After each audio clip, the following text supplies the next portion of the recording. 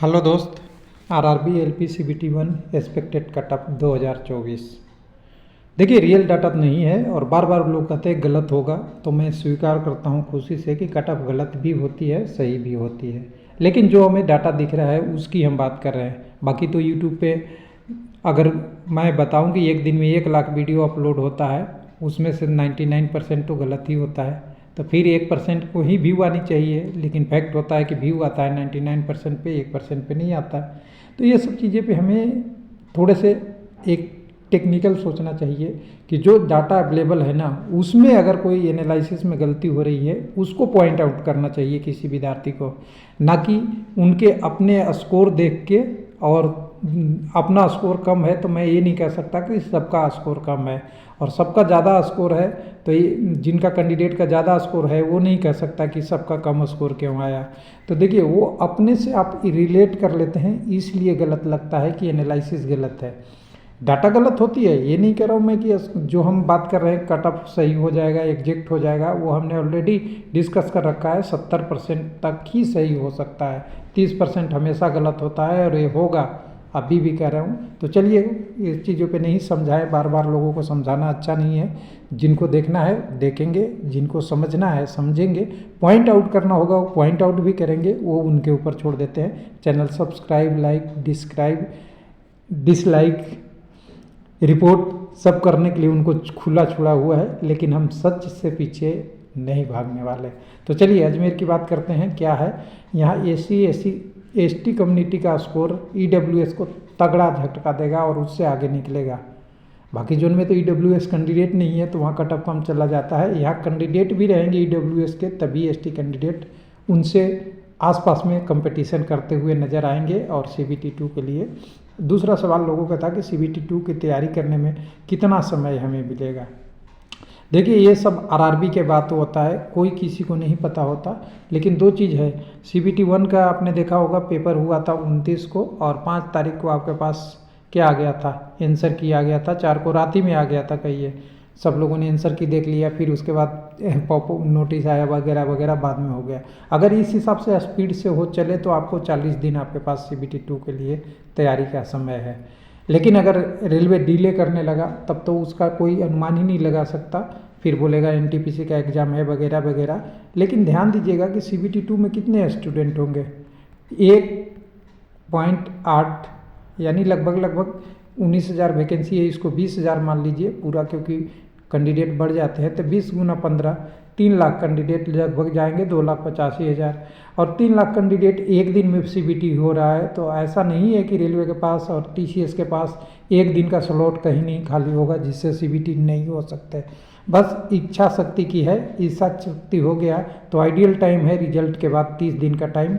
आपका आंसर की का ऑब्जेक्शन हो चुका है, रिजल्ट और आंसर की रिवाइज अब आपको आरआरबी नहीं बताएगा, एक ही बार आपको करेक्टेड रिस्पॉन्स शीट डाउनलोड कर सकते हैं और रिजल्ट आएगा, और रिजल्ट आएगा तो 30 दिन का आपको समय मिलेगा। बस इतना ही अंतर है। और 30 दिन का समय अगर रिजल्ट के बाद सही इच्छा से किया जाए तो आपके लिए बहुत ज़्यादा नहीं होगा CBT 2 प्रिपरेशन के लिए। CBT 2 में सिलेबस चेंज है, और चेंज है तो खास करके आपको पार्ट A के अलावा पार्ट B भी है, जो आपको टेक्निकल पार्ट है जिसके लिए आपको पढ़ना है। हालांकि इसके लिए मैं टेक्निकल पे www.railwaylifelp.com पे ई-बुक और PDF में हमने कुछ पहले काम किया था। कम से कम हर radio mechanic, electronics, telecommunication, electrical वाले चारों और ऑटोमोबाइल वाले चारों ग्रुप के लिए क्वेश्चन डाल रखा है। कम से कम हर में करीब 1000 क्वेश्चन के आसपास है। 750 से लेके 1200-1300 तक के क्वेश्चन डाल रखा है, जो रेलवे के प्रीवियस ईयर है। उसके आपको पैटर्न को पढ़ते हैं तो आपके लिए बेनिफिट होगा। तो चलिए वो देख लीजिएगा। लेकिन अभी हम यहाँ बात करेंगे आरआरबी अजमेर जोन की। चलिए फटाक से कहते हैं एकदम बहुत तेज़ स्पीड में, जितनी अब ज़रूरत है कैंडिडेट को उतना ही बात करना सही रहेगा। तो यहाँ पे देखिए, हमारे पास जो PDF हमने बनाया है ना, कुछ लोग इसी पे ऑब्जेक्शन लगाते हैं इतना स्कोर कहाँ से आएगा। लेकिन सारा डाटा सही है, कोई गलत नहीं है। लेकिन सोशल मीडिया पे हमेशा आप मान के चलिएगा 10 से 15% को आपको हमेशा मार्जिन लेके चलना पड़ेगा। तो सबसे पहले हमें आते हैं यहाँ पे, 1 मिनट थोड़ा ये स्लो हो रहा है। वैकेंसी पैरामीटर पे 761 वैकेंसी, 61 वैकेंसी है। 314 यूआर का 113, एससी का एसटी का 36, ओबीसी का 204 और 74 ईडब्ल्यूएस का। ये इसी की बात कर रहे हैं। 840 कैंडिडेट और 1110 में बहुत ज़्यादा कंपटीशन होने वाला है और एसटी का कटअप ईडब्ल्यूएस से ज़्यादा भी जा सकता है, ये ध्यान रखिएगा। ये फैक्ट है और इसी फैक्ट को आप समझिएगा। टोटल कैंडिडेट जो जाने 42,000 एप्लीकेशन लगभग आया था, कई जगह 43, 45, 46 भी दिखेगा। अजमेर के बारे में बात करेंगे तो हम, लेकिन यहाँ पे उसका एप्लीकेशन के हिसाब से 70% देखेंगे तो 30,000 के आसपास 29,400 दिख रहा है। 2.5 से रेशियो है। ये रेशियो बहुत इजी है, बहुत ज़्यादा नहीं है। कम्युनिटी वाइज हमारे पास डाटा नहीं है। टोटल कैंडिडेट 11,415 CBT 2 में और प्लस में 300 से 400 कैंडिडेट और रख लीजिए जाएंगे। 4710 यूआर से जाएंगे, 1635 एससी से, एसटी से 840, ओबीसी से 360 और 1110 से आपका ईडब्ल्यूएस से जाएंगे। एक चीज़ और बता दें कि इसमें से जो टॉपर कैंडिडेट होगा एससी, एसटी, ईडब्ल्यूएस, ओबीसी, वो यूआर में जा सकता है। कोई बंधन अभी नहीं है।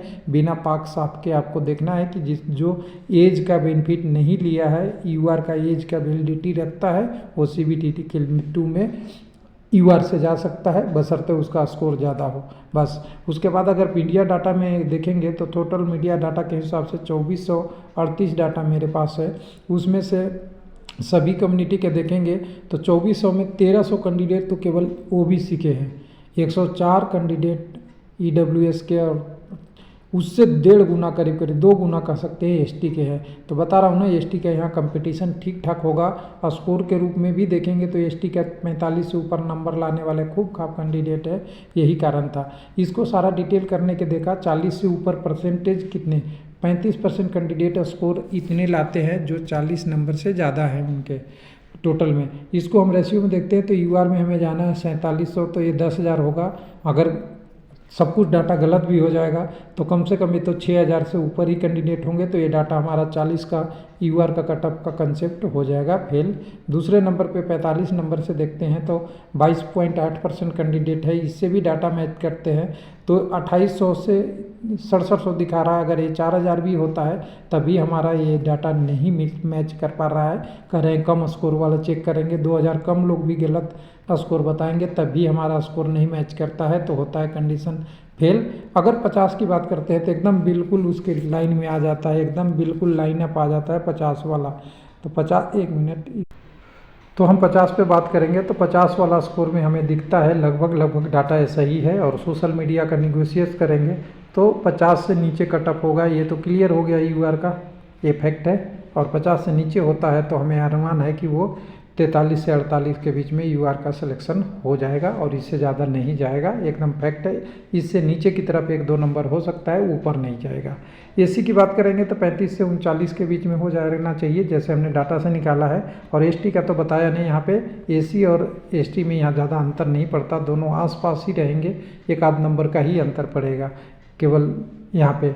और ख़ास करके यहाँ पे एसटी का पता ही है, कंपटीशन अच्छा करते हैं लोग, तैयारी अच्छा करते हैं और तैयारी में भी कुछ लोग अच्छे हैं जो मेहनत करते हैं, ऐसा बात नहीं है। हालांकि जो गवर्नमेंट की रूल है उस पर हम बात नहीं करेंगे, तो अच्छे हैं। खास करके हमारे मीना भाई लोग अच्छा मेहनत करके आगे बढ़ते हैं इसमें, तो ये वाला पोस्ट उनके लिए भी जाता है। और नाम से सीरियल नंबर देखेंगे तो सबके साथ लगा हुआ मिलेगा। ओबीसी की 40 से 45 और ईडब्ल्यूएस के लिए मेरे तरफ से 34 से 40, यानी ईडब्ल्यूएस और एसटी दोनों आसपास मिल जाएगा या एसटी का ज़्यादा होगा यहाँ पे, ये मेरा अनुमान है, ये रेलवे लाइफ का कटअप के हिसाब से। तो चलिए देखते हैं कैसे कैसे क्या होता है। अभी जैसे ही और डिटेल आएगा, नॉर्मलाइजेशन का फैक्टर हमने नहीं पता है, वो आ जाएगा। फिर उसके बाद और नॉर्मलाइज स्कोर, प्रोरेटेड स्कोर होगा, तो हम बात करेंगे बाद में। अभी तक हमने जो बात किया है 75 नंबर आंसर की अवेलेबल, CBT 1 का अटेंडेंस और आपने कितने कैंडिडेट ने अप्लाई किया था, ये सब मिला के किया है। लेकिन एक फैक्टर और है, जो आपके आंसर की के बाद रिस्पांस की आएगा, वो जो रिवाइज होके वो वाला, और नॉर्मलाइजेशन का कितना फैक्टर होगा, कितने क्वेश्चन डिलीट होंगे, कितने जुड़ेंगे, वो वाला फैक्टर अगर चलेंगे तो वो 100 में स्कोर उस समय निकल पाएगा। और आप ध्यान दीजिएगा, आपका रॉ मार्क्स से स्कोर नहीं बनना है, मेरिट इंडेक्स से बनना है। मेरिट इंडेक्स कुछ अलग तरीके का, पहले आपको परसेंटाइल में बनेगा, परसेंटाइल से हटा के फिर मेरिट के लिए जो बनेगा डाटा वो बनेगा नॉर्मलाइजेशन स्कोर से, उसमें 2 फैक्टर है। स्टैंडर्ड डिविएशन से ज़्यादा वाला के लिए अलग फार्मूला है, स्टैंडर्ड डिविएशन से कम नंबर वाले के लिए अलग फार्मूला है। शिफ्ट का एवरेज से मतलब एक एवरेज जो मीन होगा उससे अलग है। तो दोनों का अलग अलग रिजल्ट आएगा, वो वाला फैक्टर अभी इस वीडियो में इंक्लूडेड नहीं है। थैंक यू, धन्यवाद।